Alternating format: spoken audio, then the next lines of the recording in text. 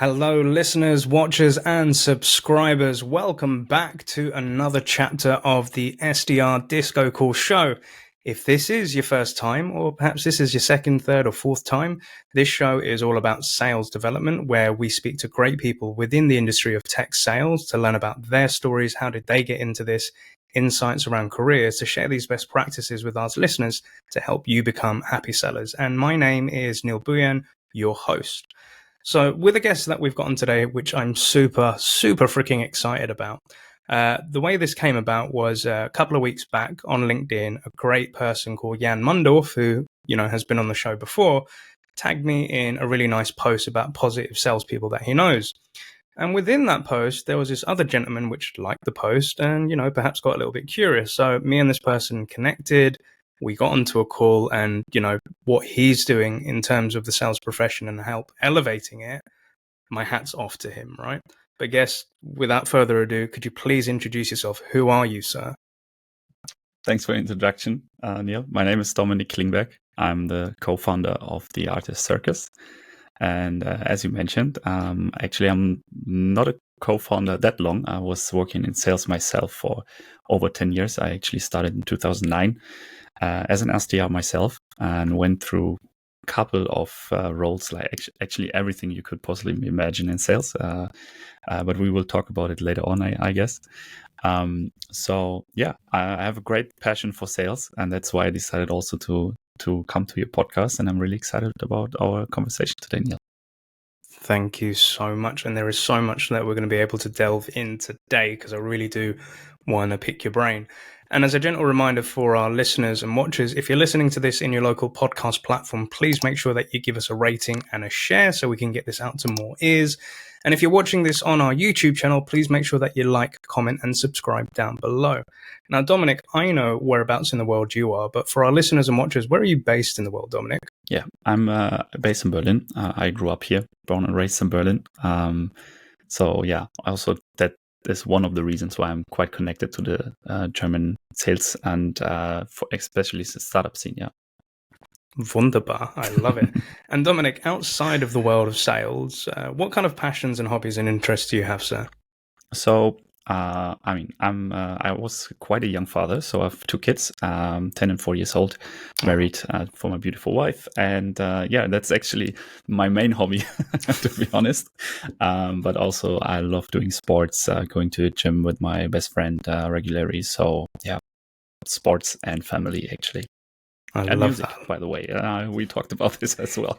Yeah, like to be honest, audience like me and Dom, we have quite a lot of synergies and similar passions equally. So as you can see, my man has got a proper setup because he does his own podcast, and we're going to be talking about that as well. And when I was meeting Dom for the first time, I saw that beautiful piece of ink just below his jawline, and I was like, I've got a chest tattoo as well, and I've got an affinity with music. So yeah, this was something that needed to happen. I'm very happy that it's happening right now. So obviously, like for our regular audience and those that are new, what we typically do at this point is visit our guest's LinkedIn profile. And as always, with all of our show notes, we'll be putting Dominic's LinkedIn URL into the show notes so that if you want to connect with him, pick his brain, or learn more about what he's doing in the world of sales, feel free to do so. But Dominic, as you mentioned and alluded to, you've had an extensive career, my man. Like, you've been a lot of places, you've done a lot of things, and at a super high level. You've been a senior sales manager, you've worked in partner sales, you've been a consultant, you worked at a really cool company, Pleo, which I'm very familiar with. You're an ambassador for SDRs of Germany. Hello, Mattia. You're a founder of your own podcast, and co-founder of the ARRtist Circus, which is something I'm so excited. And we're going to dive into that a little bit later. But rather than sounding like a boring job interview, Dominic, could you, in your own words, tell us your story of like, how did you get into this sales gig? What have you gone through, and how did you end up where you are today, sir?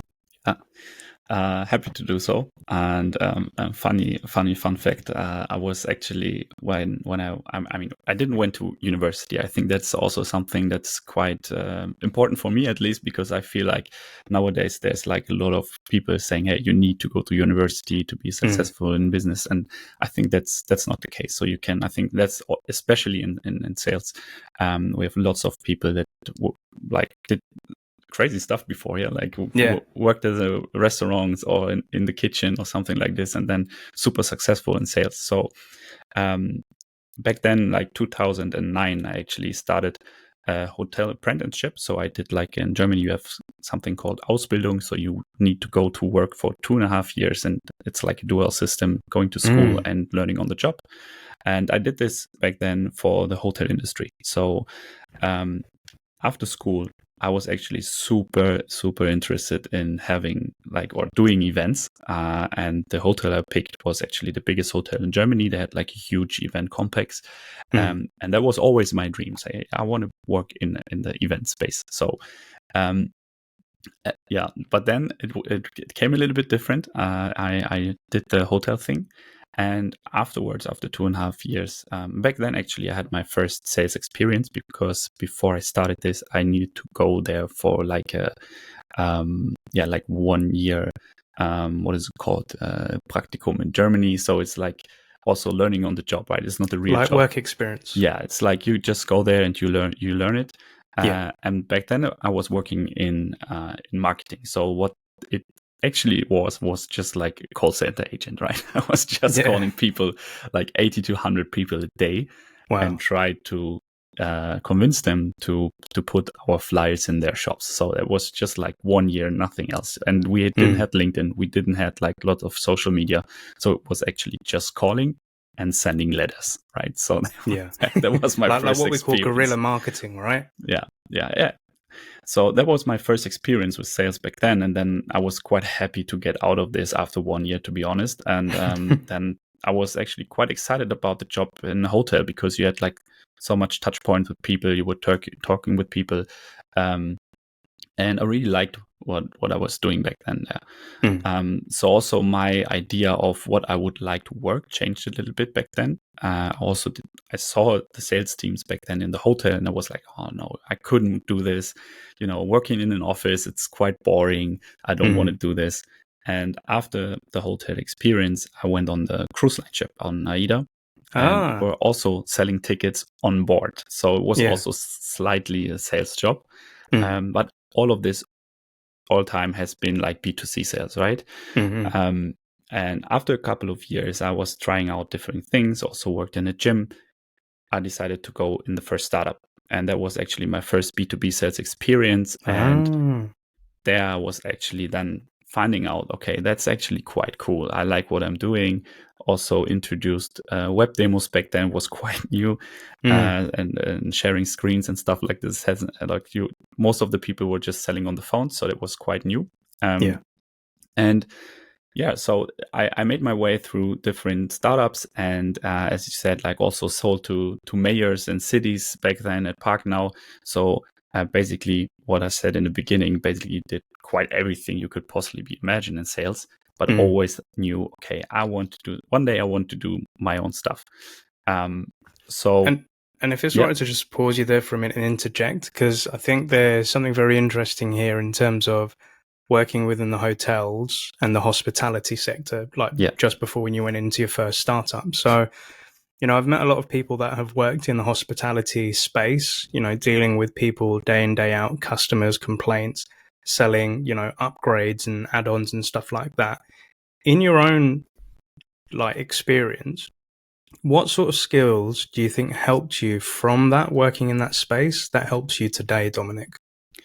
I think one of the most important things is resilience. I think resilience is a super important skill if you work in sales, and that you will learn in hospitality, right? It's like one of the basic skills, basically. Another one is communication, or reading people's minds. I think that was also one thing I remember back then. My boss came to me and said, you need to know what people want before they tell you, right? So it's like, and you need to be prepared. I think that's also something you can relate to in sales. If you prepare well for your demos and your conversations, and you know what could be in objections and stuff like this, you will be way more confident answering. As when you just sit there and you will be surprised and you don't know what to say, you're getting nervous, right? So preparation, communication, and resilience, I think it's one or three skills you can learn in hospitality for sure. 100%. And I was speaking to an SDR this morning, and this guy who's going to be a future guest on our show, he was talking about, it's been a hard quarter so far in terms of targets. And even though a lot of people are on holiday and, he doesn't really have to hard work, he's doing a lot of preparation to make sure that his Q3 and Q4 are on point. And, we both agreed on the old analogy of, failing to plan is planning to fail. So that's definitely key. Always having that prep before you jump onto a call, before you jump onto a cold call, or, if you're having a meeting, doing that. Like even with us, we did prep before we came on for this show. There's prep is always good. And the resilience piece, you're right, because I think I used to work in food. So I used to work for like Pizza Hut, and, dealing with angry, irate customers, or, when you're taking orders, they're like, oh, I don't really know what I want. But then you're like, do you want this? Do you want that? And, getting used to those sort of conversations, 100%. So coming back to, you've just gone into this first B2B startup, and, you're doing demos, you're doing stuff which isn't really normal to what you were experienced back then. What was that life like?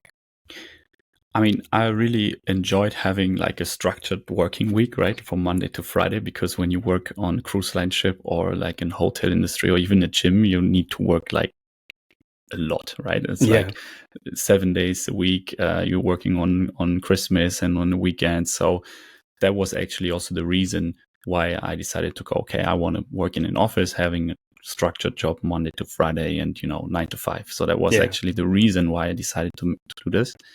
But then, as you said, I think that's also one of the reasons why I decided to start with the ARRtist Circus is that at least in Germany, we have a very old way of looking at salespeople. So it feels like tech sales in itself and the profession still has a very bad reputation. And that is something I disagree with, right? I was also I've experienced in my own career. I was like, hey, sales is so much more than just like this door-to-door sales and the sleazy sales guys, like running around with a tie. That's not sales anymore. It's so much more, and it's fun, right? And you can actually grow so much, like your personality, and that's what I love about it. So I really enjoyed being in sales, and that's why I also tried, of course, to make a career there. So I was also chasing this new roles and being able to manage a team, and it was exciting for me to always have these goals in front of me and to work on it. I love and that. Especially one more thing. You get paid what you do, right? I mean, if you hustle like crazy, you can earn a lot of money. That's also one thing I think many people in sales actually love about the job is if you do more, you will earn more. If you do less, you will earn less, right?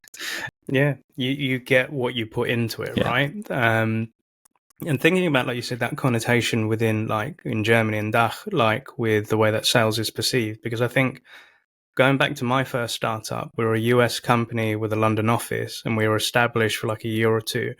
And then we started opening up satellite offices, and like DACH and the Zora German office was one of the main things after France. And I remember the director of sales, a really cool guy called Alexander Schaller, and he was German through and through. Like, he was very precise, he was very driven, he was very process orientated, and you just could not piss this guy off because you just did not want to anger this guy. I remember like when he built his team with Mesut and like all these other German reps, and we had a German living in London in our London office, who is their SDR. And there was a complete different contrast because Alexander and his team were like executives, suit and tie, very sharp and everything. And Paddy, who was the SDR, German SDR, he was very casual, very young and everything. And they'd always clash. And like Paddy would say to me, like, Neil, I don't want to end up like them. And then the German execs were like, we need him to be more structured and, stop being so fluffy and everything like that. But when you're saying like the connotation of salespeople in Germany, like it's not where it should be, what has your experience of that been, and how are you, or wanting to change it, or like the way do you think it should be, Dominic? Yeah, that's a good question. And I actually also experience what you just described. I think many companies still have those old-fashioned managers and white male guys who really, wearing suits, and also teaching old sales skills that nowadays, in my opinion, don't work anymore. And I was lucky then when I was starting at Pleo, I had my first female manager back then, Uta, and I loved her way how she managed the team. She was so empathic, and I always knew that she had the best. She always wanted the best for her team, right?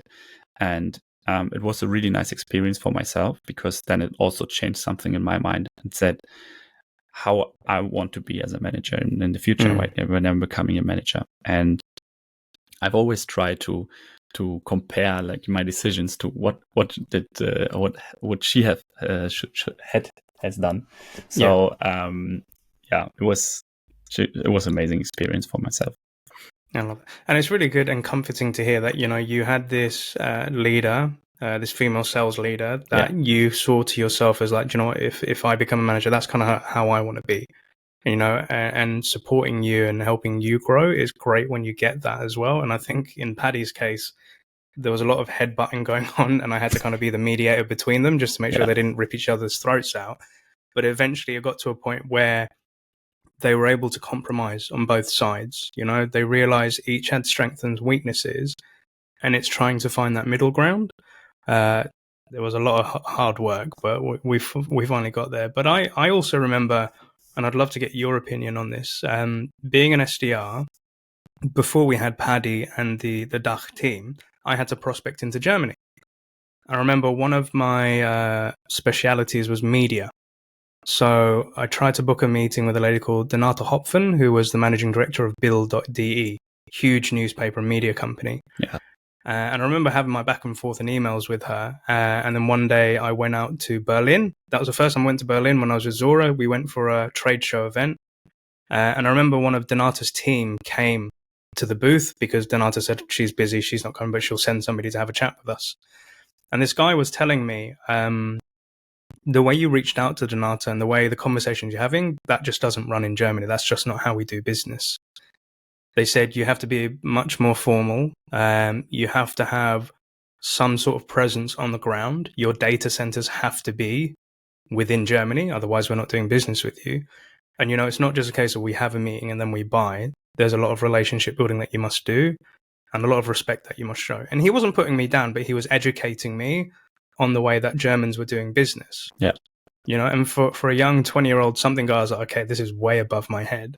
But I'd like to ask your opinion of, if somebody is working for a startup, DACH is their target and territory, and they may not be a native speaker like I wasn't, what advice would you give to them to do business with people from the German market?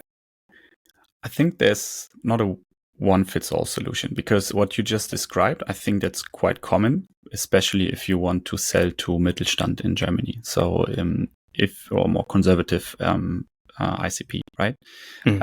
But I think that's changed also a lot over the last couple of years, because many companies, especially in tech sales, right? If you're selling software, you basically always have like tech sales as an ICP, or not all of them, but if you're selling into tech as well, it's quite young and fresh, and also young people, so it's a different target group. But if you're trying to sell in for, like, let's say like BMW or like the car industry, that's exactly what you just described, right? It's very conservative. You have like several stakeholders. So it's also something I needed to learn in my career. It's just like sales is not sales, right? So it's like you have different ways of selling and different complexity. So it always depends if you have like high velocity sales selling to SMB clients, or if you have like super huge customers and you maybe have like 10 deals a year. So this impacts your approach a lot, I would say. 100%. And I think, that's and another topic we need to come on to is SDRs of Germany. So as a young manager a few years back, obviously I had my ideas of what prospecting should be, and my experiences of going into the DACH market a couple of times.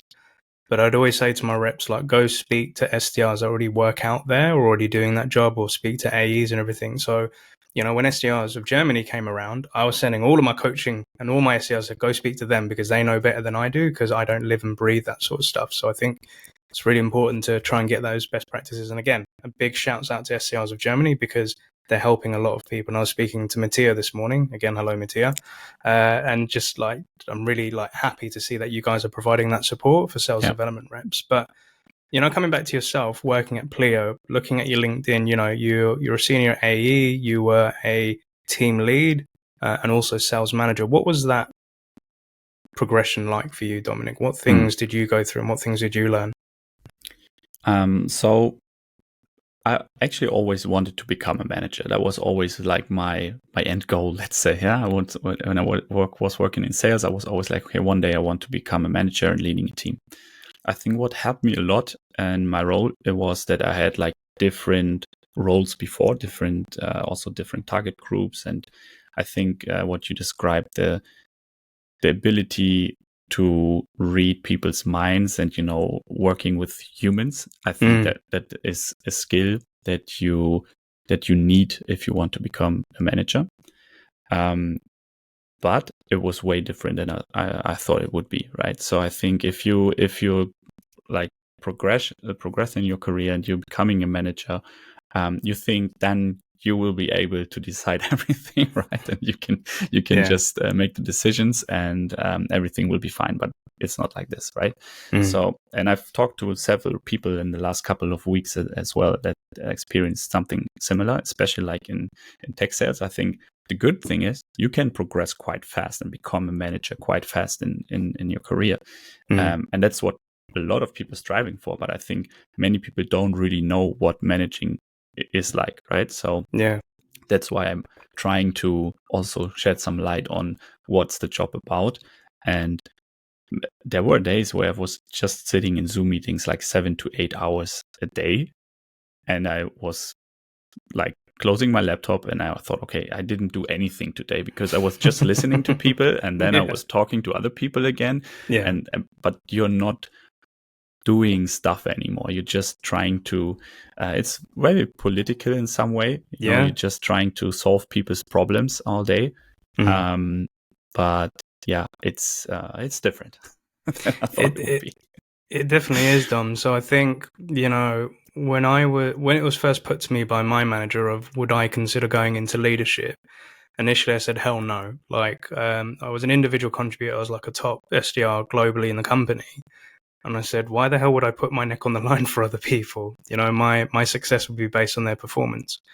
And, you know, ultimately my end goal was always to become like a founder of my own business. And they kind of put it to me as like, look, running a company is not just selling a wicked product. It's being able to manage people and different departments and work across different departments. So it's a skill that will help you the hell out, right? And I agree with you. Like I've burnt out mentally a few times being a manager because you're no longer doing the day-to-day actions of prospecting, booking meetings and talking to prospects and whatnot. You're trying to coach other people to be able to do that and also find their own way. And I've always come up with the analogy of when you're a manager, you're wearing 3 different hats. One is the day-to-day, you know, setting up people's systems, processes, etc. The other one is you're the KPI leader, making sure people are driving towards results and outcomes. And the third one is you are a therapist, right? True. You're talking to people that don't know what the hell they're doing for the first time. They're having imposter syndrome every other day. People are getting peed off or pissed off about people's touching their territory, and you're constantly mitigating. And you're also that wall between the SDR and the AE. So when the AE doesn't flip the op or accept the meeting, then the SDR is like, well, I did everything. It's all qualified. There's a criteria. You go to the AE. Hey, dude, what's going on? Why haven't you flipped it? Oh, this wasn't done. It wasn't a good lead. And you're trying to, it's very demanding, you know? And as you said, you'll come to the end of the day after 7-8 hours and you're like, sometimes I feel like a school teacher and I've got kids in the playground. I'm just trying to make sure everybody's getting along with each other as well. But I think, you know, the advice that I'd like to ask you for our listeners and guests, like I meet a lot of SDRs who are new to this game of tech sales. And I ask them the question of, you know, career-wise, where do you want to go? I'd say 80% of those would say, I want to go into an AE closing role. Cool. We'll discuss that a bit more. The other 20% are more, you know, recent. A lot of people are saying to me they'd like to consider going into management. And my question to them is like, why is that? Like, what's the driving force? The majority of them will be honest and say it's a financial reason. Yeah. Or secondly, the idea of helping and coaching people and driving them to become the best versions of themselves. But if somebody came to you, Dominic, and says, hey, Dom, I'm a brand new SDR. I think leadership and management is the way that I want to go in the future. What advice would you give to them to think about? Yeah, I think what you are doing is also it's the right way to do it. I think the first question you need to ask yourself is, why do I want that? And I think that's also something I was struggling in the past a lot, because sometimes the why is not clear to you, and then it's it's tricky. So I think if it's because of the financial reason, leadership is not for you, because the best thing you can do, or basically the biggest amount of money you can earn is in sales, right? So it's like if you become like an individual contributor, if it's a AE, or maybe even like there's even more complex sales, right? You can also be like a pre-sales engineer or something like this, and you can earn a shitload of money. So I think that's, if it's just a financial reason, you should stay in sales and trying to progress in the individual contributor track. I think it can be a good thing to become a manager when you're young, but also what I've seen, like when people getting promoted quite fast, and let's say they come from university, they work as an SDR for 2 years, and then they become like a leadership position for SDRs, or even for sellers, right? For account executives, they have quite low experience of how business works, and especially when they just work in one company. So they will start struggling in their role, and there will be a lot of pressure, what you just described. I mean, handling all those problems for different people. And I think one of the things I've also needed to learn, and I would give my younger self as an advice as well, is just like, take your fucking time, right? It's chill out. I think that's super important. That everything will be okay in the end, right? I think everyone will make his own career progression, and you don't need to do it in like 2 years. You can take 10 years or 15 years. Yeah, I 100% agree. And you raised some interesting points there. So I've realized through my own, I wouldn't call them failures, but experiences, right? When I got the job title of manager, went straight to my head. I got a bump in pay. I was ecstatic, and I was like, yeah, I'm the man now. I proved my worth. I'm there. And I was a horrible manager. I just didn't have that experience. I had no training. There was no programs of how do you go from IC to manager. And my team hated me in the early days, right? And I had to really work on that to become not a dick. The other thing that I've seen a lot of the time is where you get high performers and achievers that because of their tenure and their experience, they become automatic managers, or they're promoted to that position. And their sales leaders think, this guy knew how to close deals, or this girl knew how to generate X amount of ARR. They're going to be great managers. And they end up being really shit managers because they don't know how to manage people. They're great at doing the job, but trying to get other people to do the job or become top performers as well, they can struggle with it. And one real life example, when I was at Zora, I had 8 managers in the space of 1 year, right? Because somebody took on the job, they just couldn't do it. And then it was just like a revolving door. And it got to the point where I had to kind of manage myself, but also look after the other European SDRs. And I took on the role of team lead before becoming manager, right? So to your point, don't go in for the money. The reason I think my advice would be, if you're going to go into management, it's because you love seeing other people win. You get a hype and buzz of, seeing other people succeed. And the other thing is, ask for support and training and coaching on it, because becoming a manager, it's a lot of stress. And sometimes, unless you have that voice or you can speak to somebody about what's going on, you're going to sink, because that's kind of what happened to me, right? But also the thing that I'm most interested, would I be correct in saying that you were the manager of Jan Mundorf? Yeah. Okay. So we had Jan on the show. Yeah. And I heard him being a top performer, and he was like a super fun-loving guy. I loved having Jan on the show, and Yeah. he's done some favors for me in the past. What was it like managing Jan? What was that relationship like, Uh, dude? Funny that you asked, because I was also super excited because I was following him on LinkedIn. And when I heard that he decided to come to Pleo, I was not a manager back then. I was also an AE, or on the way to become a manager and a team lead. And in the beginning, we didn't work together, but he was in a different team. But then when I was getting promoted to a manager, he was actually, I said to him, you need to come to my team. I want to work with you. So what I love about Jan is just like, he's super passionate about what he's doing, and he's very humble guy, right? So he always tries to become better at what he's doing, and he's like super focused and like learning new stuff and trying to get better and better and better. And I think also to what you said before, I think one of the skills you need is learning and development, like being able to train yourself or be coachable and trying to be better than you have been yesterday. I think that's super, super important also when you become a manager. And don't think you know everything, because this is just not true.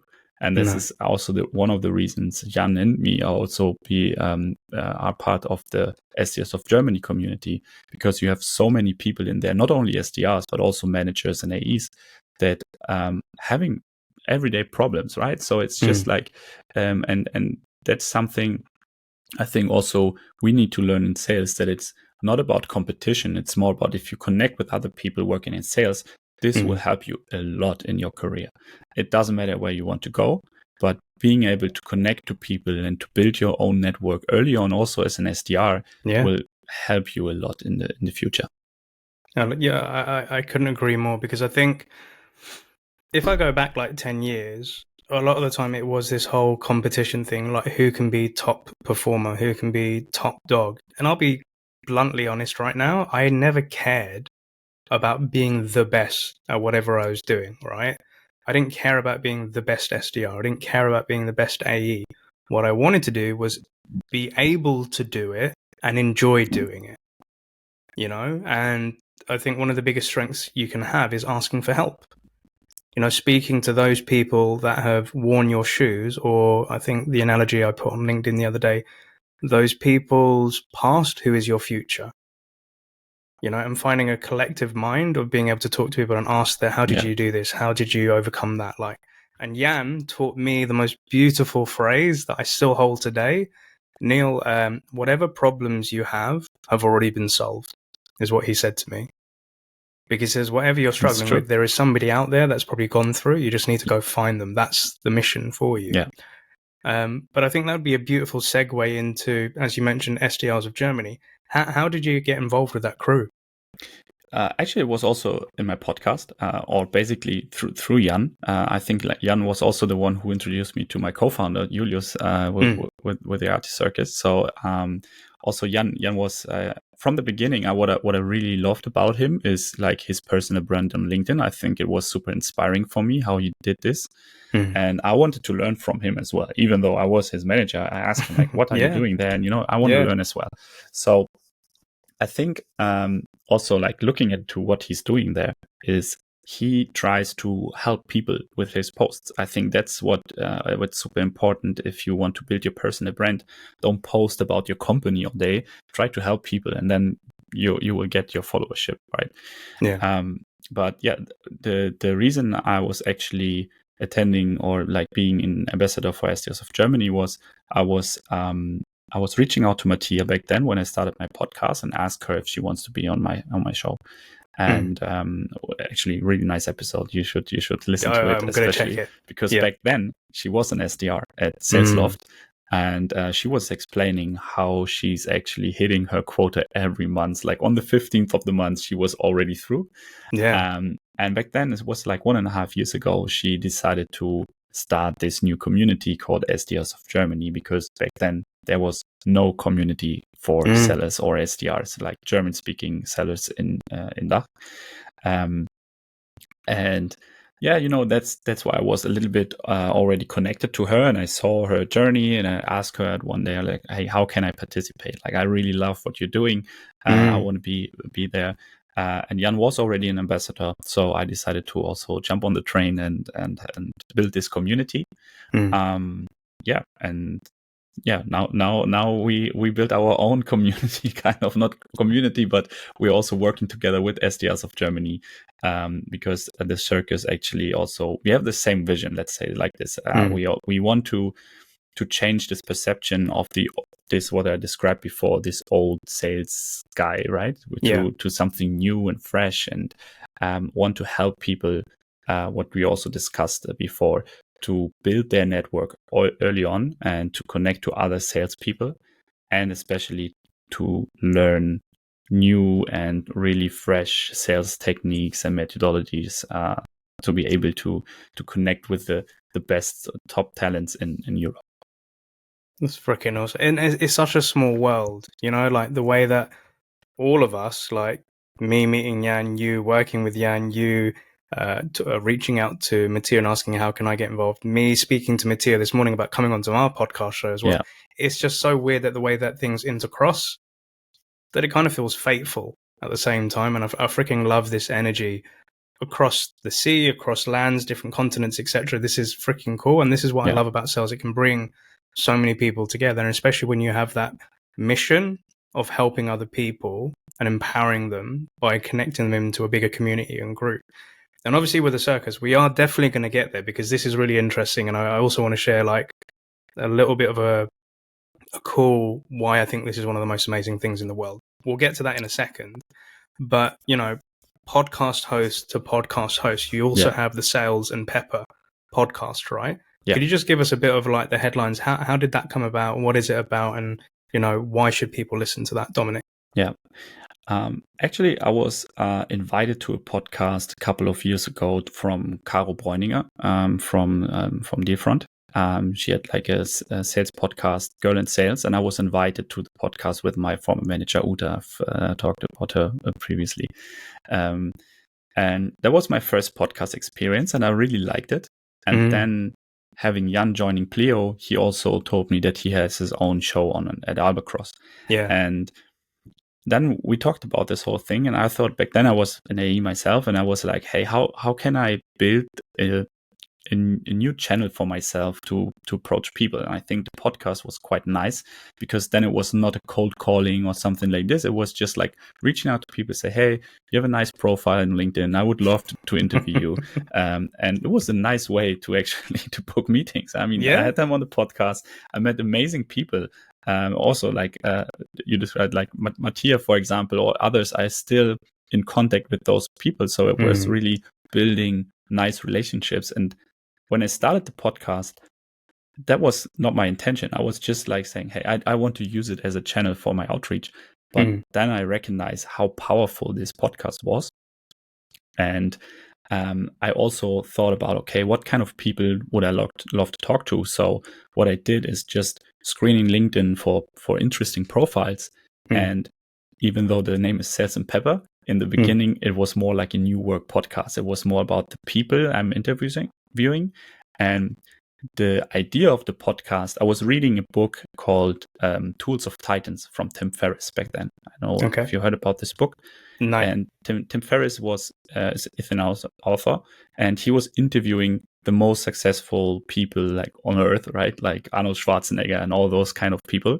And just like 2 or 3 sides in the book was about the whole interview. Like, what was your secret of success for financial advice, career, and health? And it's super interesting, because you always have like 2 or 3 sides, and it's super inspiring, because you just open the book and you will find something that will inspire you. And when I was reading the book, that was actually the idea of the podcast, that I want to inspire people, and hearing stories of people that have been successful in something or had failures in their career. And that what you described, what Jan said, like the failures had already been done. So learn from them. So that's why I decided to start the podcast. And now, after 1.5 years, it's getting more and more like a sales podcast. So I'm having more guests that are actually working in sales, and we're also discussing sales topics. But still, I think the reason why people listen to the podcast is that it's not just about sales. It's just a little bit of, more diverse, and people like to hear those kind of stories from people. I also interviewed founders, CFOs, SDRs, it's like super, super diverse. I love that. And for our listeners and watchers, I'll be putting links into Dominic's podcast so if you want to check it out. And from one podcast host, I would ask all of my guests and listeners to subscribe, listen, and share, and help a fellow podcaster out with his show as well. And a lot of that resonates with me, Dom, because, I went onto somebody else's podcast, freaking loved it, and thought, I want to do this. And then, trying to find my niche, which was my passion, which is SDRs, meeting new SDRs and creating this show to help and inspire. Yeah. And, not just talk about the tactical sort of stuff, but also, the people behind that. What's their story? Can it inspire other people that maybe have gone through similar journeys to get into this gig? Because it's one of the most beautiful professions to get into. But equally, like you said, to book meetings. Like I say this on my Instagram stories where if my podcast was a revenue generating startup, it'd be super successful because I'm forever prospecting people. I'm getting people onto the show. I give them, the discovery call, and then we commit to the demo, which is now, and it closes and then it goes for release. Like I freaking love prospecting for the show and using my prospecting techniques to get people on. And that keeps me still, as an SDR, fresh for this, right? If I could only do it for my own business, I'd be, like raking it in, right? Yeah. But it's like, having that passion to do this sort of stuff, which then, kind of brings me on to the pièce de résistance, which is, all right, so just before we dive into this, I know you're thinking, we need to get to this, hurry up. But I have to give a little bit of context before going into this beautiful thing that Dom's creating. So for some of my listeners and watchers know that I work in the world of music outside of sales, right? So I've been a club host, an MC / rapper for 25 plus whatever years. And I've performed in some of the biggest venues like in London and some places across Europe, right? And it was because of music that I got my first tech job, because the recruiter knew somebody from my music life. And that's how we had a meeting one day and we had that discussion, and I broke into tech. And in a lot of company kickoffs, Dom, when they hired a DJ and all the staff and everybody's doing the sales kickoff, at the end when having that party, Neil would be that guy with a microphone. And I remember speaking to a CEO, I think it was about 2 years ago, and he had a company which was working with a lot of SDRs. And I went to this guy and I said, dude, we need to put on a rave for SDRs, right? I would love to host an event where we bring a lot of salespeople and we party, and I could marry both worlds of music and sales together. And that's always, it's on my vision board, right? I have it as the SDR rave. And I'm a firm believer in manifesting. So, audience, imagine this. I meet this guy called Dominic, and seeing that he's doing some beautiful event and he's able to then marry those both worlds. So I'm going to shut the hell up now. And Dominic, could you please tell us what is the ARRtist Circus all about? Sure. So, as you already described perfectly, it's the first festival in Europe for talent and working in sales and customer success. Mm. So what does that mean? We're creating like an amazing lineup of speakers, and you're one of them, but we will talk about this later. We have like around 80 to 100 different workshops and keynotes from people working in sales and customer success.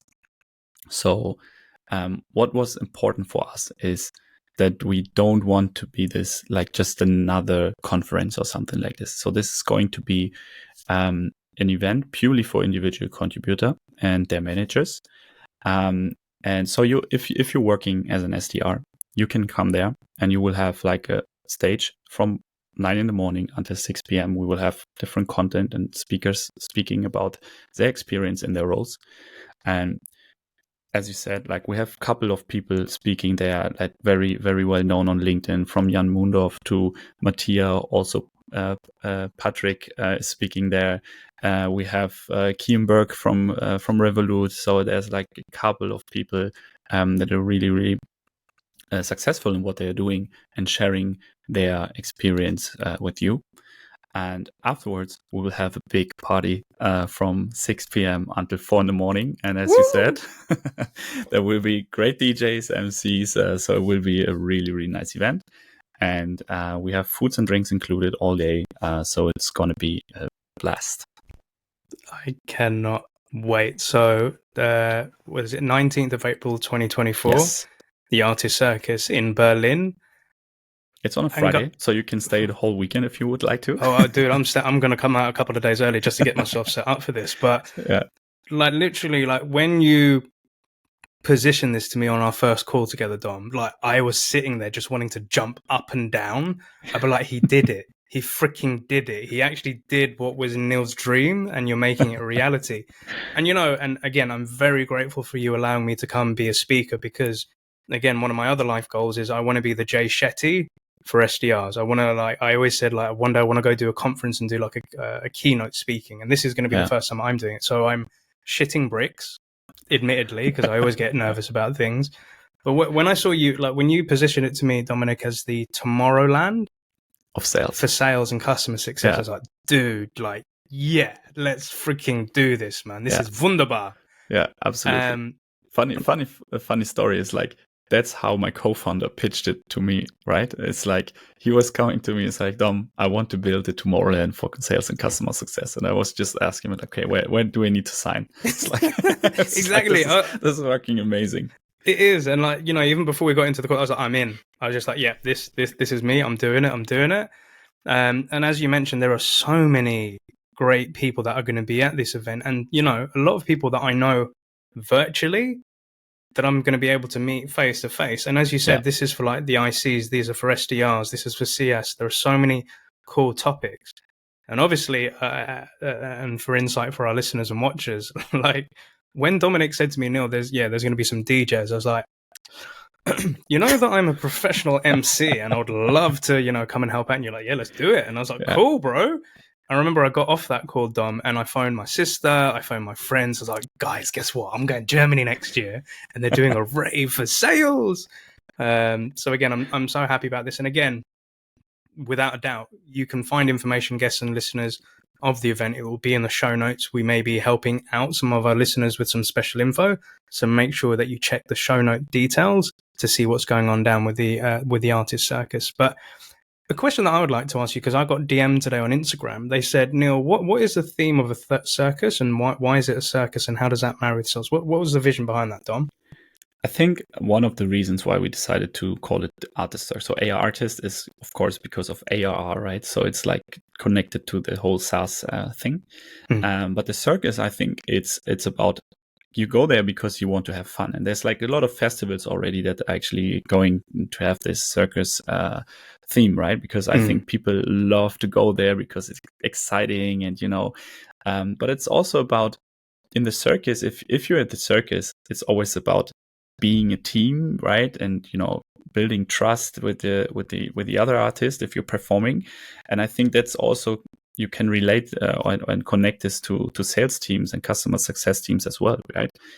Because then if you build trust and if you go there as a team, you will have fun. And you will perform better afterwards, right? Because you can go there, you can learn. And I mean, even if you come alone and you want to invest in your career, you will meet an amazing bunch of people there, and you can learn a lot. And as said, like, building your network early on is, I think, one of the most important things you can do. So it's a great investment in yourself, and you can have fun while doing it. I think it's kind of this ikigai thing, right? I know, know if you heard about it. Do what you love and getting paid for it, right? So I think that's exactly what we are trying to achieve here, that you can actually go there, learn something, be better than you have been yesterday, and having fun while doing it. Hell yeah, mein Bruder. I completely agree with you. I'm sold. I'm, like I said, when I had my call with you a couple of weeks ago, I was like, I'm down.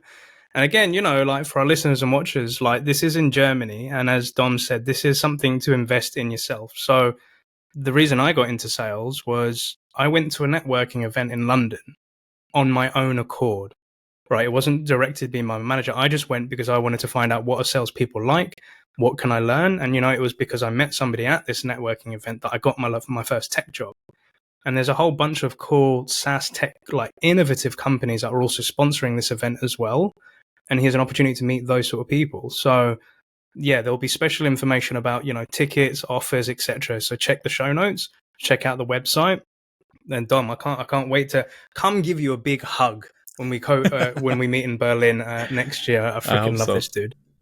Yeah, and I think also one important point I want to point out here is like many companies have their learning and development budget. So if you want to come to Berlin and you think it's a great idea to invest, also feel free to reach out to me on LinkedIn and make an introduction to your sales leaders.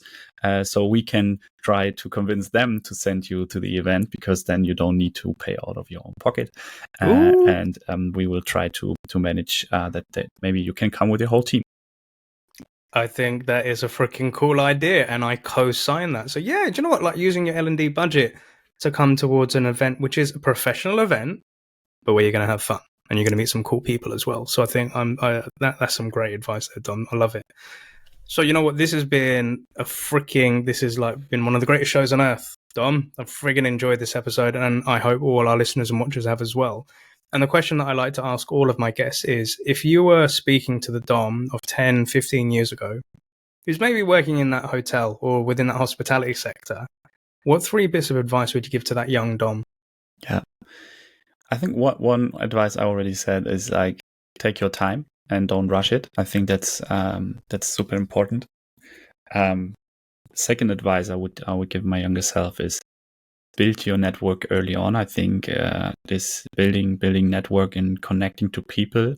I feel like if I would have knew this before, I would be much more successful, or even like faster than I am now. And I think the third one, and this is something I've also learning right now in new role as a co-founder, is the power of execution. Right. So I was always someone who had lots of ideas and plans in my head and was always talking to friends about it. And they all said, hey, you have so great ideas. But I never really started. It was always just the plan in my head. So what I found really powerful over the past 10 years is what you just described. Write it down. And I'm doing this like also once a year after New Year's Eve. I'm doing my plans, and I am doing like revisiting what I did the whole year and writing down things. This is, for me at least, it's a huge thing, because it motivates me, and it's also showing the progression I had over the last couple of years. Yeah. So when I look at my notes from 2015, for example, I'm like, fuck, this is like a huge progression. But you will start forgetting about all those stuff you wanted to do at 2015. So it's super, super important to write it down. And and I think also not being afraid of just do stuff, right? And you can start very small, but progression. You have to start, right? It's just like, just start doing. Don't be afraid of failure. I think that's super important. I love it. Thank you so much. So, make sure that you take your time, don't rush, build your network, and manifest like a motherfucker. Write that stuff down, but make sure that you execute on it. Otherwise, it will just be another dream.